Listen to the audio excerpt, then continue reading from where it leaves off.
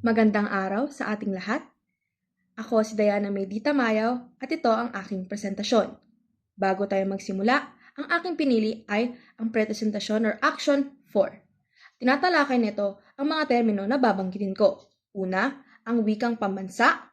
Pangalawa, ang wikang panturo. Pangatlo ay wikang opisyal. Kasama rin dito ang bilingualismo at multilingualismo. Tignan muna natin kung ano ang mga description o mga paliwanag ng mga terminong ito.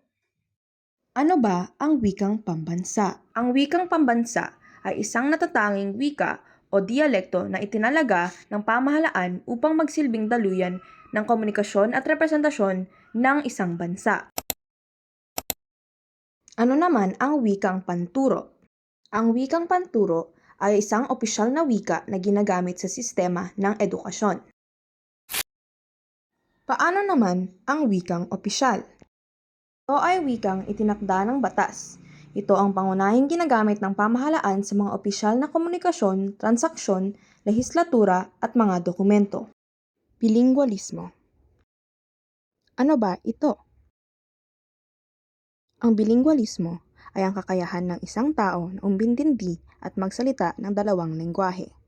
Paano naman ang multilingualismo?